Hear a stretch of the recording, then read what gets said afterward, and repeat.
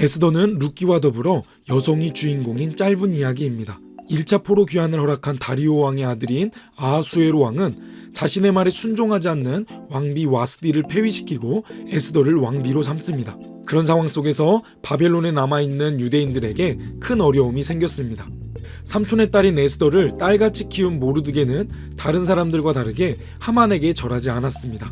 그 이유에 대한 다양한 견해가 있지만 하만이 왕의 후광을 입고 신적인 경배 행위를 요구했기 때문에 우상 숭배를 하지 않는 모르드게가 그에게 절하지 않은 것입니다. 그러한 모르드게의 태도를 불쾌하게 여긴 하만은 모든 유대인을 죽이려는 계획을 세웠습니다.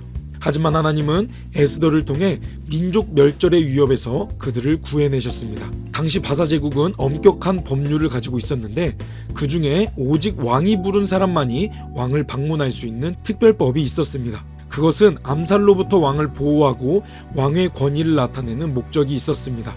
따라서 그러한 법을 알고 있던 에스더는 왕이 부르기 전에 먼저 왕에게 나아가는 것을 두려워했습니다. 그런 식으로 왕을 방문하면 특별법에 의해 사형에 처할 수 있기 때문이었습니다. 하지만 민족을 구원하기 위해 죽음을 각오하고 왕 앞에 나아간 에스더는 왕에게 인정을 받고 하만의 음모를 저지할 수 있었습니다.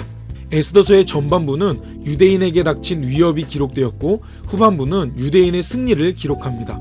이 과정을 기념하는 불임절은 하나님의 신실하심을 기념하는 유대인의 절기가 되었습니다. 불임절은 자신의 자리와 생명의 위협을 감수하고 유대인을 구원한 에스더의 영웅적인 행위를 기념하는 절기입니다.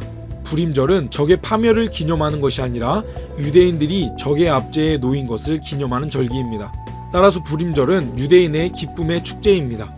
불임절이 되면 유대인이 구원받은 날인 13일에는 금식을 하고 14일 저녁에 회당에 모여 함께 에스더서를 낭독했습니다. 그때 하만의 이름이 나오면 회중은 일제히 그의 이름은 말살될지어다, 악인의 이름은 소멸될지어다 라고 외치곤 했습니다. 에스더서의 사건은 우연으로 보이는 하나님의 필연이 기록되어 있습니다. 에스더는 우연히 왕비로 선택되었고 모르드게는 우연히 왕의 암살 음모를 저지했고 왕은 우연히 적절한 시기에 모르드게의 공적에 대한 글을 읽었습니다.